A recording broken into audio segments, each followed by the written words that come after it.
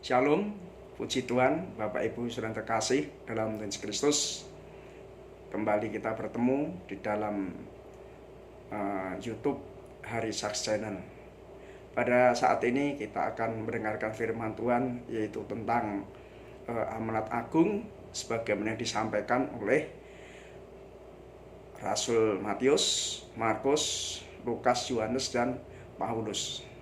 Ya, karena itu saudara, mari sebelum kita akan dengarkan firman Tuhan lebih lanjut, kita akan berdoa mohon hikmat pengetahuan dari Tuhan.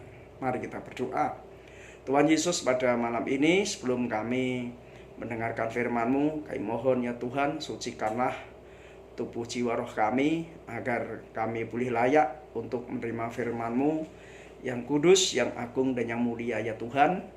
Oh Tuhan Yesus, biarlah firman-Mu tidak akan kembali dengan sia-sia. Dan ya Tuhan, urapi kami semua dengan urapan Roh Kudus-Mu ya Tuhan. Urapi hamba-Mu dengan urapan Roh Kudus-Mu ya Tuhan. Urapi juga umat-Mu yang mendengarkan firman-Mu, dan urapi firman-Mu ya Tuhan dengan urapan-Mu ya Tuhan. Dan biarlah Allah Roh Kudus, hamba mohon Engkau yang sendiri akan mengerjakan untuk memberikan hamba-Mu karena perkataan hikmat yang dari Engkau Tuhan, supaya firman-Mu yang Kau taruh dalam mulut hamba-Mu, pikiran hamba-Mu, hati hamba-Mu, oh Tuhan, supaya bisa hamba-Mu sampaikan dengan sebaik-baiknya, dan umat-Mu yang mendengarkan bisa menangkap dengan jelas-jelasnya. Karena Tuhan, biarlah urapan-Mu sendiri yang akan menanamkan firman-Mu di dalam hati kami, sehingga firman itu boleh tertanam, berakar, bertunas, bertumbuh, dan menghasilkan buah pada musimnya. Dan saat ini Tuhan, kami ingin dengarkan amanat agung-Mu Tuhan. Terima kasih. Dalam nama Yesus kami berdoa, kami siap dengar firman Tuhan. Haleluya. Amin.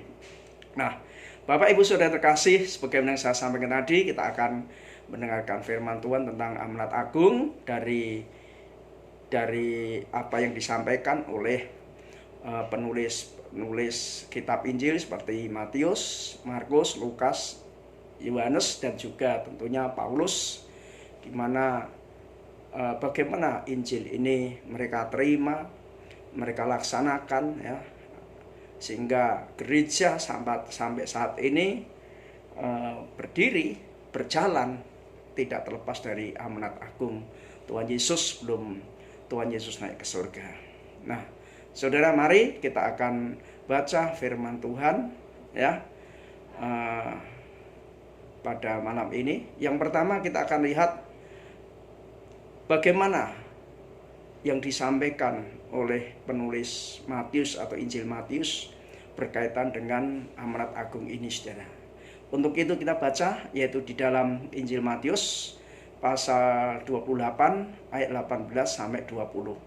Demikian bunyi firman Tuhan.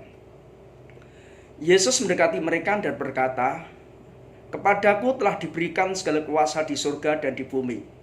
Karena itu pergilah, jadikanlah semua bangsa muridku, dan baptislah mereka dalam nama Bapa dan Anak dan Roh Kudus. Dan ajarlah mereka melakukan segala sesuatu yang telah kuperintahkan kepadamu, dan ketahuilah aku menyertai kamu senantiasa sampai kepada akhir zaman." Bapak Ibu saudara terkasih dalam Yesus Kristus, kalau kita perhatikan ayat yang kita baca tadi, maka amanat agung yang diberikan Tuhan Yesus kepada para murid yang disampaikan oleh Injil Matius ini, ya, itu bukan pada pergilah, bukan. Ya, jadi istilah amanat adalah perintah. Dan di dalam kalimat ini, ya, istilah untuk untuk dijadikan dasar amanat agung adalah perintah Tuhan Yesus sendiri. Nah, apa itu perintah Tuhan Yesus ini? Nah, perintah Tuhan Yesus ini yang disampaikan oleh Matius, yang diikatkan oleh Matius adalah jadikanlah semua bangsa muridku. Nah, jadi setelah penekanannya, jadikanlah semua bangsa muridku. Artinya istilah jadikan semua bangsa muridku itu merupakan kata perintah.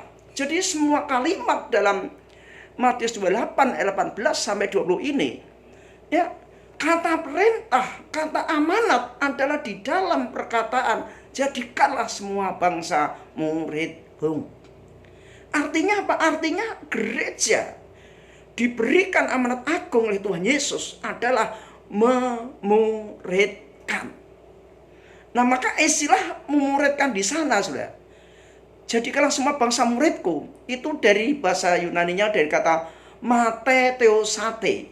Nah, di mana matetheosate inilah satu istilah yang merupakan istilah dalam bentuk aorist aktif dan imperatif. Yang orang kedua jamak. Ya, artinya bahwa para murid itu diperintahkan, ya, Tuhan Yesus merintahkan sekali, tapi perintah itu dilaksanakan terus-menerus berkali-kali sampai selamanya, yaitu memuridkan. Nah, sudah. Jadi amanat agung yang diungkapkan oleh Matius di sini, ini yang menjadi sendi gereja memuridkan, atau istilahnya pemuritan. Ya, jadi pengutusan Tuhan Yesus kepada para murid adalah memuridkan. Nah, saudara, di mana di dalam memuridkan ini suatu yang sangat penting sekali. Ya, di mana di dalam pemuritan itu bukan hanya sekedar orang belajar sekolah Alkitab, orang belajar sekolah teologi, orang belajar pelatihan-pelatihan, bukan seperti itu, saudara. Tetapi memuridkan di sini ada suatu pekerjaan yang lengkap, yang komplit, yang holistik. Ya, tidak sepotong-potong. Di mana dalam proses pemuritan ini, yaitu yang perlu kita ketahui tujuannya adalah menjadikan semua bangsa murid Tuhan Yesus. Menjadikan setiap suku di bumi ini menjadi murid Yesus. Dalam istilah lain, pantata etne. Nah, seluruh suku, saudara. Suku ini apa yang maksud suku? Suku ini satu kelompok yang memiliki bahasa sendiri, dialog sendiri, budaya sendiri. Ya, suku. Yang misalnya di Indonesia ini kayak ada suku Jawa, suku Batak, suku Ambon, suku Sunda, suku Manado, ya, dan sebagainya. Ada ratusan suku di Indonesia ini. Ya, jadi boleh dikatakan suku-suku ini ada seluruh dunia, itu ada ribuan, saudara. Jadi target pemuritan di sini adalah kepada setiap suku satu kelompok yang punya bahasa sendiri, tradisi sendiri, seluruh yang ada di dunia ini. Jadi targetnya sangat luas sekali, saudara. Ya, berbicara seluruh bangsa, seluruh etnis, supaya mereka dijadikan murid Yesus. Artinya setiap suku ini, ya, memiliki yaitu sifat seperti Tuhan Yesus, tindakan-tindakan seperti Tuhan Yesus, bahkan kuasa seperti Tuhan Yesus. Itu target menjadi orang Kristen. Menjadi murid Yesus adalah menjadi serupa dengan gurunya, menjadi serupa dengan Kristus. Saya ingat firman Tuhan yang mengatakan bahwa seorang murid akan menjadi sama seperti gurunya kalau dia udah lulus. Nah, jadi saudara, target kita itu menjadi sama seperti Yesus, saudara. Dan inilah di dalam pemuritan ini, targetnya adalah itu. Dengan cara yang bagaimana? Pemuritan ini, fase-fasenya bagaimana? Nah, di dalam pemuritan ada fase-fase penginjilan. Ya, ada fase-fase penginjilan. Artinya bagaimana kita menanamkan orang itu, firman Tuhan, sehingga orang itu bisa percaya kepada Tuhan Yesus Kristus. Dan penginjilan saja juga akan diikuti dengan penggembalaan, di mana jiwa-jiwa yang baru lahir, baru percaya Yesus harus diberi kasih makan rohani, dipelihara, dirawat. Mereka lemah kita kuatkan, mereka susah kita hiburkan. Nah, itulah, saudara, ya, proses pemuritan. Yang kedua yaitu penggembalaan. Nah, kemudian setelah mereka didewasakan, maka orang-orang sudah yang percaya Yesus ini kemudian diberi pelajaran. Nah, inilah yang sering disebut dengan pemuritan. yang diberi pelajaran. Pelajaran apa yang dikatakan Tuhan Yesus? Pelajaran tentang Tuhan Yesus. Ya, tentang firman Tuhan. Ya, tentang apa yang dikatakan Tuhan supaya orang menjadi sama seperti Kristus. Ya, dalam pelajaran ini sudah puji Tuhan. Ya, diungkapkan dalam lembaga-lembaga pendidikan, baik lembaga pendidikan teologi, lembaga pendidikan Kristen dan sebagainya, saudara. Sekolah minggu dan sebagainya, tujuannya apa? Supaya orang memiliki pikiran seperti Kristus. Ya, pandangan hidup seperti Kristus, sikap hati seperti Kristus. Nah, ini saudara, pemuritan. Nah, setelah orang dimuridkan, ya, diberi pengetahuan, ya, asas doktrin dan sebagainya, ya, diberitahu tentang cara pelayanan, barulah orang diutus. Ya, ini diutus untuk melayani pekerjaan Tuhan. Diutus untuk apa? Kembali lagi, untuk memuridkan. Jadi istilah amanat agung di sini adalah dimuridkan untuk memuridkan. Ya. Saya ingat ada sekolah tinggi teologi di Indonesia yang motonya adalah dimuridkan untuk memuridkan. Dan ini sangat penting sekali ya. Jadi pemuritan ini akan menyebabkan gereja itu akan berjalan terus, tidak akan bisa dihentikan oleh apapun juga melalui pemuritan ini. Dan inilah yang ditekan oleh Matius, pemuritan. Jadi gereja dalam hal ini sebagai satu lembaga yang dipakai Tuhan, hendaknya juga melaksanakan pemuritan ini dengan baik. Ya, perlu diadakan pemahaman Alkitab, ya, juga mencetak para hamba Tuhan, ya, dengan misalnya mengutus jemaatnya yang dapat panggilan Tuhan untuk masuk sekolah teologi, sekolah Alkitab, ya, ataupun kalau gereja itu sudah kuat sekali, dukung itu sekolah-sekolah teologi, sekolah-sekolah Alkitab, ya, karena sekolah teologi, sekolah-sekolah Alkitab sekarang juga pergumulan mereka juga masalah keuangan, di mana harus bayar dosennya, biaya operasional yang lain. Belum kalau ada asrama harus menghidupkan para mahasiswa. Jadi pergumulan mereka sangat berat. Jadi gereja dalam hal ini bisa berperan aktif, ya, yaitu mengutus jemaat yang dipanggil Tuhan untuk masuk sekolah Alkitab atau sekolah teologi, dan bisa juga yaitu mendukung sekolah teologi, sekolah Alkitab ini. Karena sekolah teologi, sekolah Alkitab merupakan satu lembaga untuk mencetak para murid-murid Kristus. Sehingga para murid-murid Kristus ini mereka bisa melayani, diberi bekal yang khusus untuk melayani pekerjaan Tuhan. Ya, sehingga mereka memang dilatih untuk menjadi murid-murid Kristus, prajurit-prajurit Kristus untuk melaksanakan pekerjaan Tuhan.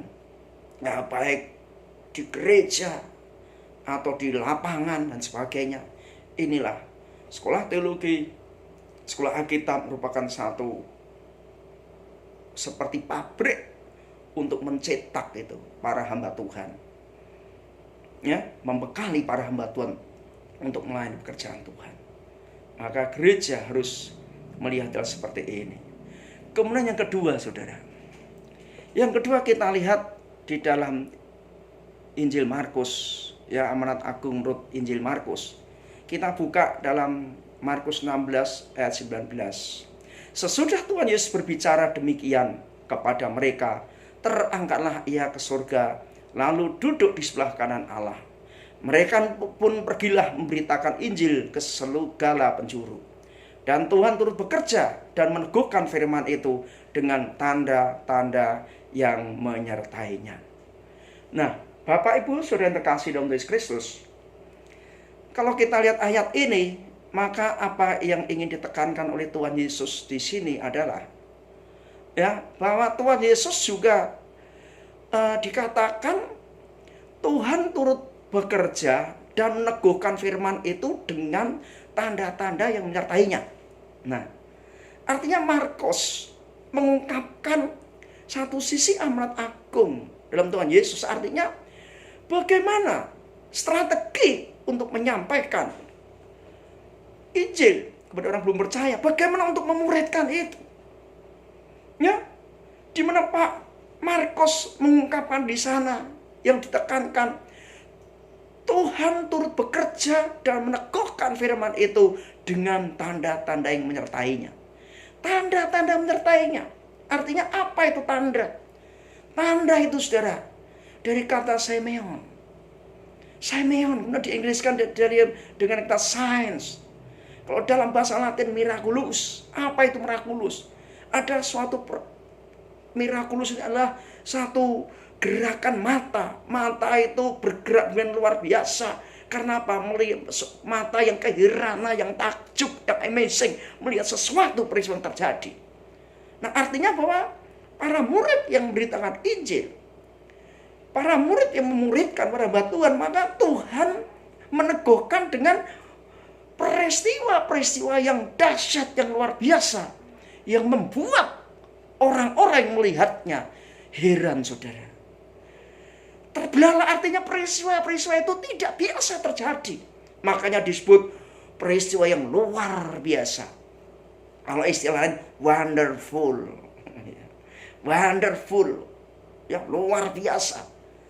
Nah, jadi disinilah ketika Tuhan Yesus memerintahkan para murid untuk memuridkan, itu tidak gampang. Kenapa? Sasarannya seluruh suku bangsa di dunia ini. Sementara para murid waktu itu hanya berapa orang? 120 orang yang kumpul. Ya, bagaimana 120 orang bisa memberitakan Injil? Ya, ke Yudea, Samaria, sampai ujung bumi. Secara manusia nggak mungkin. Karena orang-orang Kristen waktu itu tidak punya kekuatan namun juga. Oleh karena Tuhan tahu hal ini. Maka Tuhan memberikan, menyertai mereka. Yaitu dengan tanda-tanda dan mujizat yang luar biasa. Sehingga orang percaya Yesus karena melihat tanda-tanda itu. Jadi dalam hal ini para murid ya disertai tanda mujizat. Artinya di dalam memberitakan firman Tuhan untuk menjadikan seluruh bangsa murid Yesus. Para murid memanifestasikan karuniakan Roh Kudus.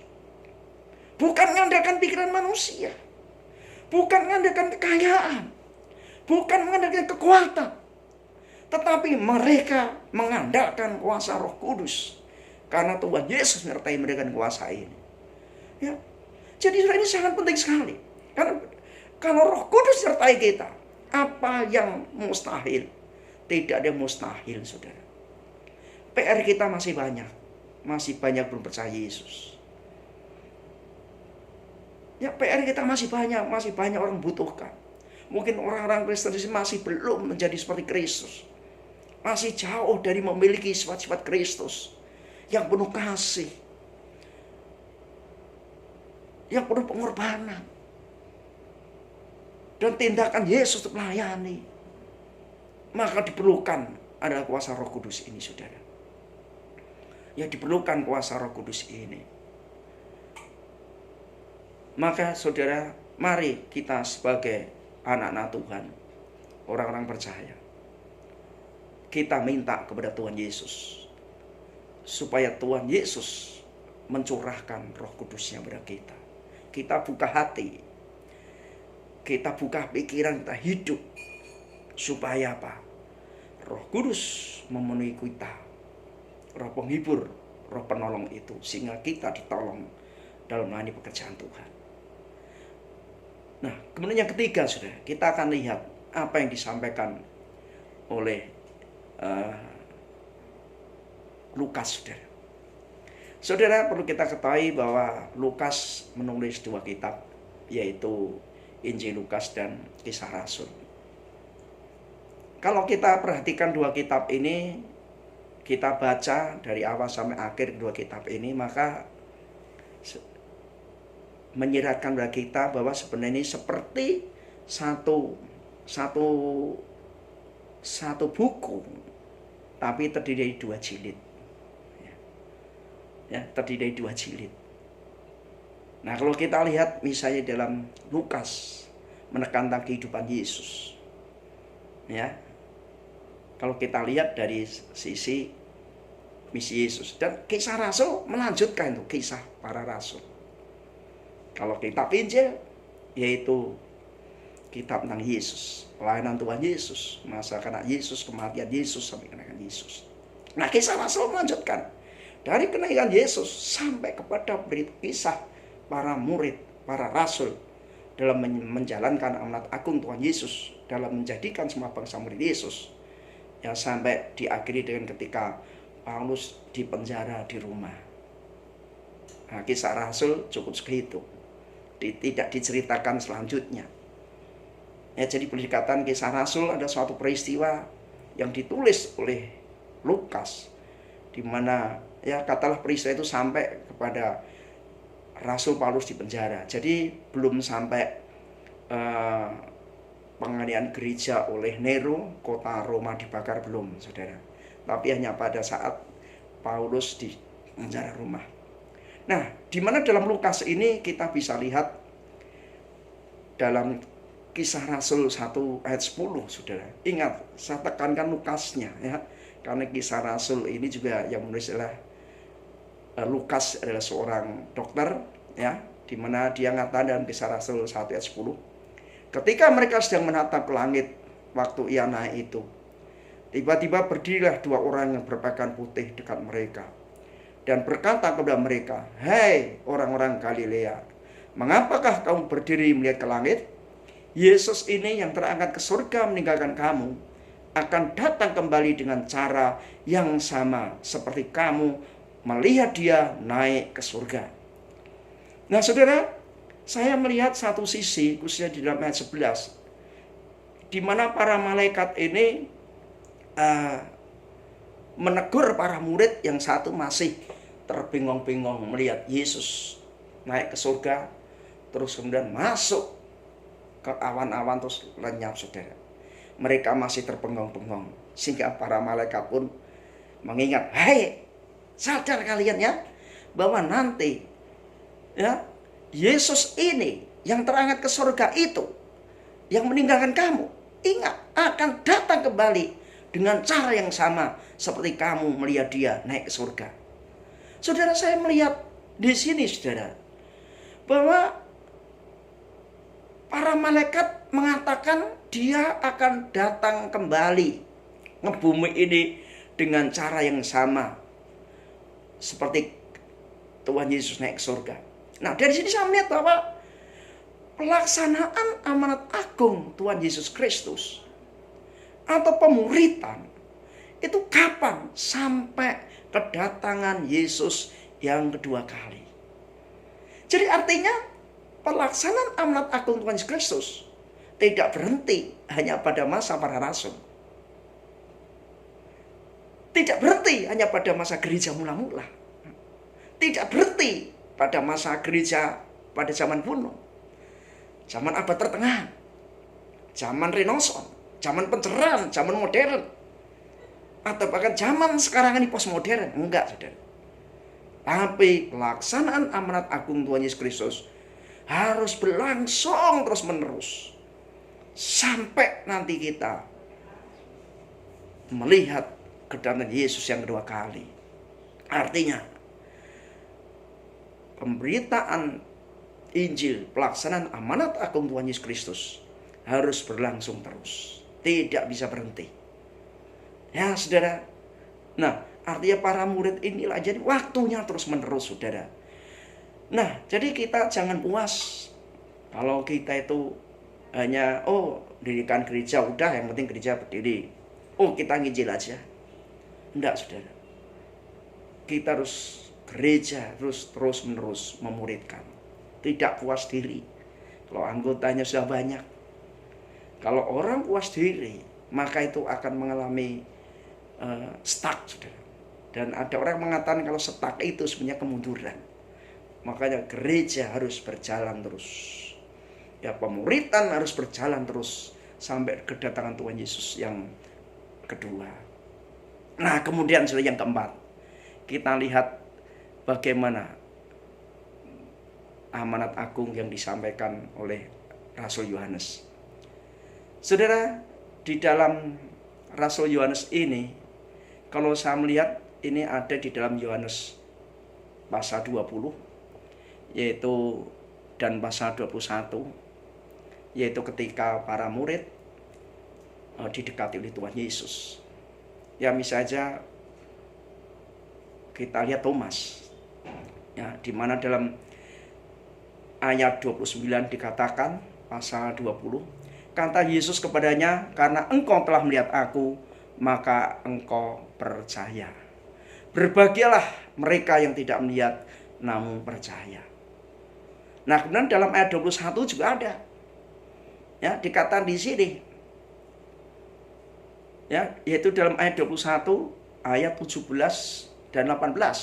Kata Yesus kepadanya untuk ketiga kalinya, Simon anak Yohanes, apakah engkau mengasihi aku? Maka sedih hati Petrus, karena Yesus berkata untuk ketiga kalinya, apakah engkau mengasihi aku? Dan ia berkata kepadanya, Tuhan, engkau tahu segala sesuatu, engkau tahu bahwa aku mengasihi engkau. Kata Yesus kepadanya, gembalakanlah domba-dombaku. Aku berkata kepadamu, sesungguhnya ketika engkau masih muda, engkau mengikat pinggangmu sendiri, dan engkau berjalan kemana saja kau kehendaki. Tetapi jika engkau sudah menjadi tua, engkau akan mengulurkan tanganmu, dan orang lain akan mengikat engkau, dan membawa engkau ke tempat yang tidak kau kehendaki. Nah, saudara, dalam tulisan Yohanes ini, atau dalam Injil Yohanes ini, saya melihat suatu hal yang lain yang penting sekali di dalam faktor pelaksanaan amanat agung Tuhan Yesus. Ya, kalau tadi kita lihat Injil Matius yang menekankan tentang apa itu isi amanat agung Tuhan Yesus adalah untuk memuridkan. Sedangkan Injil Markus menekankan bahwa pelaksanaan amanat agung Tuhan Yesus Kristus harus disertai, akan disertai Tuhan Yesus dengan tanda-tanda mujizat. Artinya para rasul mengandalkan kuasa Roh Kudus. Sedangkan Injil Lukas mengingatkan kepada kita bahwa pelaksanaan amanat agung Tuhan Yesus harus berlangsung terus-menerus sampai kepada kedatangan Tuhan yang kedua kali. Nah, sedangkan faktor yang keempat ini dalam Injil Yohanes, ya, ada satu faktor yang sangat penting di dalam melaksanakan amanat agung Tuhan Yesus, yaitu apa, saudara? Karakter. Karakter atau sifat atau pandangan hidup untuk melaksanakan amanat agung Tuhan Yesus. Yang pertama kita lihat tadi tentang Tuhan Yesus mendekati Thomas dan Petrus. Ya, yang kedua Petrus. Artinya Tuhan itu seolah memberitahukan kepada kita bahwa sebelum kamu melaksanakan amanat agung dari aku, Tuhan, maka karaktermu, sifatmu, kepribadianmu harus diubah dulu. Engkau tidak boleh mengandalkan kemampuan sendiri. Makanya Tuhan Yesus bilang sama Thomas, ya, lebih berbahagialah mereka yang tidak melihat namun percaya. Artinya apa? Di dalam pelaksanaan amanat agung Tuhan Yesus, janganlah mengandalkan kepandaian sendiri, tapi kita harus percaya sepenuhnya firman Tuhan. Firman Tuhan absolut. Firman Tuhan tidak bisa disangkal. Ya, saudara, kita percaya firman Tuhan. Karena firman Tuhan itu kadang-kadang secara akal pikiran kita sulit menerima. Saudara. Kenapa kita sulit menerima? Karena memang kita belum bisa menerima. Sebenarnya firman Tuhan itu bukannya tidak masuk akal. Tidak, saudara. Firman Tuhan itu bukan tidak masuk akal, tapi akal kita yang tidak masuk untuk menerima firman Tuhan, saudara. Ya, jadi kita sering kata, firman Tuhan nggak masuk akal. Salah. Akal kita yang nggak masuk. Ya, akal kita nggak bisa nerima firman Tuhan itu. Maka ketika kita menghadapi kesulitan dan sebagainya, firman Tuhan dan sebagainya, maka kita lebih percaya sama Tuhan. Trust in Jesus. Berserah pada Tuhan. Makanya Tuhan Yesus kan bilang, jika engkau dihadapkan kepada sidang pengadilan, dan saat itulah aku akan utus Roh Kudus, dan Roh Kudus akan menjawab engkau. Ya, artinya Tuhan akan berikan hikmat. Tuhan akan berikan pengetahuan kepada kita. Sehingga pengetahuan kita, hikmat, Tuhan berikan hikmat, kita bisa menyelesaikan segala persoalan-persoalan dalam pelayanan, saudara. Kalau Kalau kita mengandalkan pikiran sendiri, kita nggak akan bisa. Pikirannya terbatas. Pikiran kita hanya bisa memikirkan apa yang bisa kita pikirkan. Mata kita hanya bisa melihat apa yang kita lihat. Telinga kita bisa mendengar hanya bisa kita dengar. Tapi firman Tuhan atau Tuhan itu bisa melihat apa yang tidak bisa kita lihat. Tuhan Yesus bisa mengerti apa yang tidak bisa kita mengerti, saudara. Bahkan dikatakan kita lemah pun Tuhan akan utus Roh Kudus yang mendoakan kita. Ya, makanya mari saudara, kita itu harus mengandalkan kepercayaan kita kepada Tuhan. Firman Tuhan luar biasa, saudara. Ya, bukan berarti kita tidak boleh menggunakan akal. Akal juga harus kita gunakan. Karena kalau akal tidak kita gunakan, akhirnya kita juga malah ekstrim sudah menganggap apa yang kita katakan inilah dari Tuhan, ini yang paling benar, yang lain enggak. Malah kacau. Tuhan kasih kita hikmat. Kita harus belajar firman Tuhan. Kita belajar di pengalaman. Nah, jadi saudara, sebenarnya apa yang ditekankan oleh Tuhan Yesus kepada Thomas ini adalah begini, gunakan pikiranmu, tapi jangan andalkan pikiranmu. Ya. Gunakan pikiranmu, tapi jangan andalkan pikiranmu. Artinya kalau pikiranmu mentok, pikiranmu terbatas, tapi Tuhan Yesus tak terbatas. Nah, kemudian yang kedua, pendekatan Tuhan Yesus pada Petrus, saudara. Nah, kalau kita lihat kepada Petrus ini, ya, penekanannya yaitu di dalam ayat 18 tadi, saudara. Sesungguhnya ketika engkau masih muda, engkau mengikat pinggangmu sendiri, dan engkau berjalan kemana saja kau kehendaki.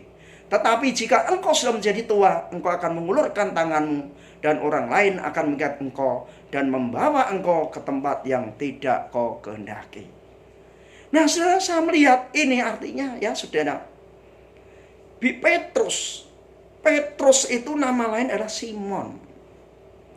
Mari sebut Simon Petrus. Simon itu artinya secara literal adalah alang-alang, saudara. Rupanya Simon ini juga Petrus ini pribadinya seperti namanya, yaitu apa, saudara? Tidak punya kepribadian yang kuat. Kepribadiannya, sikapnya mudah sekali terombang-ambing, ya, oleh situasi kondisi. Ingat suatu ketika Petrus disuruh berjalan di atas air oleh Yesus, wah, Petrus langsung berjalan, bisa, saudara. Tapi ketika ada angin gelombang datang, ketakutan, ambles. Akhirnya, guru tolong aku. Akhirnya Tuhan tolong. Dengan juga sikapnya pernah ditegur oleh Paulus. Kenapa? Ketika bersama-sama dengan Paulus, seolah Petrus ini mau bergaul dengan orang-orang non-Yahudi yang dianggap kafir oleh orang Yahudi. Tapi ketika berada di kalangan orang Yahudi, maka Paulus ini seolah-olah mendiskreditkan orang-orang ya non-Yahudi, orang Yunani. Nah, ini sikap Paulus pun menegur Petrus. Artinya Petrus memiliki kepribadian yang mudah goyah, atau maaf, istilahnya mencela-mencela. Makanya Tuhan bilang, ya, kepada Petrus, ketika engkau masih muda, engkau mengikat pinggangmu sendiri dan engkau berjalan kemana saja kau hendaki. Tapi jika engkau sudah menjadi tua, engkau akan mengulurkan tanganmu, dan orang lain akan mengikat engkau dan membawa engkau ke tempat yang tidak kau kehendaki. Nah, artinya apa, saudara? Dalam melaksanakan amanat agung Tuhan Yesus, ya, harus disertai sikap, saudara, yaitu apa? Punya pendirian yang teguh, tidak mencela-mencela. Ya, tidak mudah berubah, tidak mencela-mencela. Artinya tidak mengikuti perasaannya sendiri, saudara. Tidak mengikuti bad mood, good mood, macam-macam. Tidak terambang-ambing. Makanya, saudara, ini disimbolkan oleh simbol PGI, saudara, di mana ada perahu kecil gitu, ya, berjalan di atas lautan, di mana perahu kecil ini bertahan terus. Kenapa? Karena tiangnya itu udah salib Yesus. Ya, jadi artinya kita dalam melayani pekerjaan Tuhan dan menjalankan amanat agung Tuhan Yesus, kita ikuti kata-kata Tuhan Yesus. Jangan ikuti keinginan daging sendiri. Nah, itu, saudara. Ya itulah ya. Jadi saudara, itulah amanat agung Tuhan Yesus yang menurut para penulis Injil ini saudara. Yaitu di dalam pelayanan itu, dalam melaksanakan amanat agung Tuhan Yesus, maka hal utama yang harus kita lakukan adalah memuridkan. Ya, di mana dalam pemuritan ini ada tindakan mencari jiwa-jiwa baru untuk percaya Yesus. Kemudian kita dewasakan mereka dengan pengembalaan. Kita ajar mereka, didik mereka, ajari mereka firman Tuhan. Sehingga ketika sudah kuat, utus mereka. Namun dalam menjalankan ini, Tuhan tahu kita tidak sendiri. Maka dalam Markus bilang bahwa Tuhan Yesus meneguhkan pemberitaan itu dengan tanda dan mujizat. Ya, dengan tanda dan mujizat. Dan dalam pelaksanaan amanat agung Tuhan Yesus, tidak bersifat temporer, tapi terus menerus sampai kedatangan Yesus yang kedua. Nah, dalam menjalankan semuanya itu, saudara, juga harus disertai sifat-sifat yang diinginkan Tuhan Yesus. Yaitu yang pertama, ya, kita harus menggunakan akal pikiran kita, tapi jangan mengandalkan akal pikiran kita. Kita harus mengandalkan akal pikiran Tuhan Yesus. Ya, Tuhan Yesus, hikmat dari Tuhan Yesus. Ya, dan dalam melaksanakan amanat agung Tuhan Yesus, kita jangan mencela-mencela, harus punya pendirian teguh. Tapi dalam menjalankan ini, saudara, Tuhan ngasih contoh kepada kita melalui pelayanan Paulus, di mana Paulus dalam melaksanakan amanat agung Tuhan Yesus ini, ya, Paulus benar-benar menjalankan. Ya, kita tahu Paulus menyampaikan berita Injil sampai kemana-mana. Paulus sebagai penulis kitab yang banyak. Nah, kita lihat bahwa dalam pelayanan Paulus melaksanakan amanat agung Tuhan Yesus itu dia melakukan secara lengkap. Ya, di mana kita lihat bahwa Paulus betul-betul bertekad untuk melaksanakan amanat agung Tuhan Yesus. Bertekad untuk memberitakan Injil. Bahkan kalau dia tidak memberitakan Injil, itu celaka baginya. Seperti dalam 1 Korintus 2:4. Baik perkataanku maupun pemberitaanku tidak kusampaikan dengan kata-kata hikmat yang meyakinkan, tapi dengan keyakinan akan kekuatan roh. Nah, ini saudara, ya, dikatakan ini luar biasa. Ya, celakalah aku jika aku tidak memberitakan Injil. Ya, maaf, artinya dalam 1 Korintus 9:16 maksud saya, maaf ya. Artinya karena jika aku memberitakan Injil, aku tidak mempunyai alasan untuk memegahkan diri. Sebab itu ada kehausan bagiku. Celakalah aku jika aku tidak memberitakan Injil. Maaf, jadi ayat ini yang saya maksud. Jadi Paulus, saudara, dia mengatakan celakalah aku kalau aku tidak memberitakan Injil. Artinya Paulus yang disampaikan adalah Injil. Bahkan Paulus bilang, aku hanya memberitakan Yesus. Ya, bukan diriku, bukan yang lain, hanya Yesus. Ya saudara, luar biasa Paulus. Kemudian dia dalam melayani juga memanifestasikan karunia-karunia Roh Kudus, saudara. Dia tidak, walaupun dia orang pintar, dia seorang rabi, memahami banyak hal, berani, punya banyak hal yang diandalkan. Tapi Paulus, saudara, mengandalkan kuasa Roh Kudus. Sebagaimana dalam 1 Korintus 2:4 dikatakan, baik perkataanku maupun pemberitaanku tidak kusampaikan dengan kata-kata hikmat yang meyakinkan, tetapi dengan keyakinan akan kekuatan roh. Nah, ini saudara.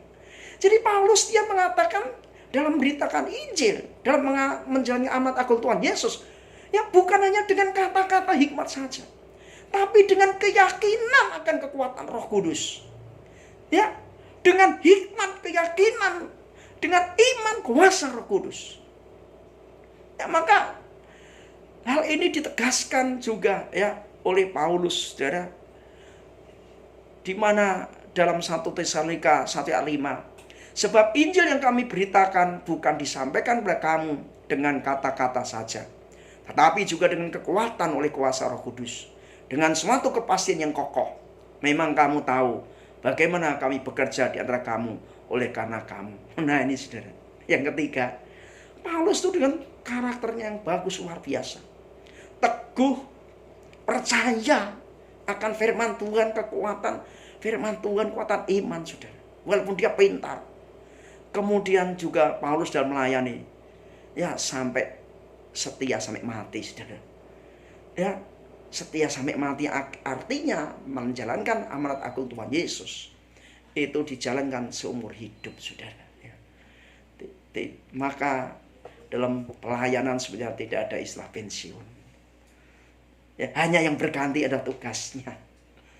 Tapi pelayanan terus-menerus. Makanya Paulus bilang 2 Timotius 4 ayat 8, sekarang telah tersedia bagiku mahkota kebenaran yang akan dikaruniakan kepadaku oleh Tuhan, hakim yang adil pada harinya, tetapi bukan hanya kepadaku, melainkan juga kepada semua orang yang merindukan kedatangannya. Nah, ini saudara, Paulus melayani sampai mati, saudara.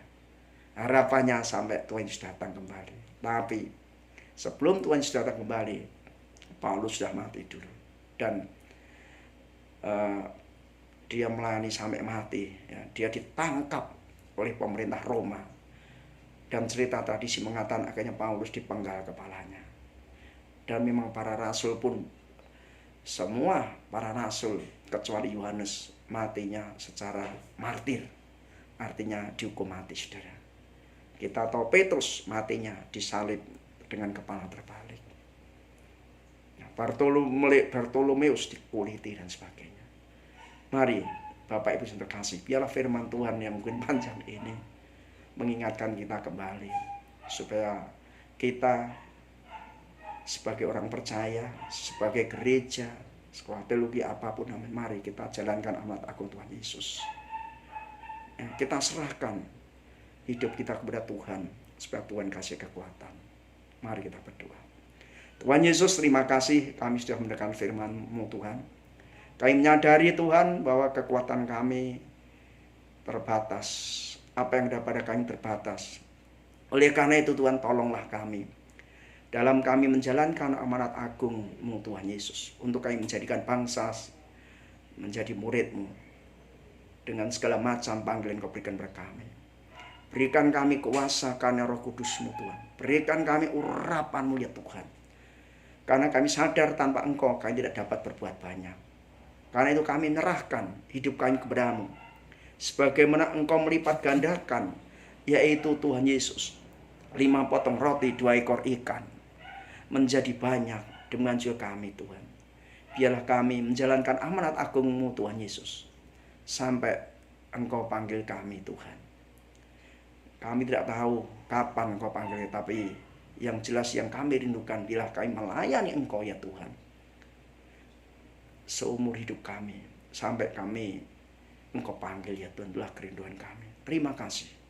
Kami ucap syukur. Berkati, urapi gereja-Mu, umat-Mu, agar pelaksanaan amanat agung ini tetap dijalankan terus, Tuhan. Terima kasih. Dalam nama Yesus kami berdoa. Haleluya. Amin. Puji Tuhan. Haleluya. Amin.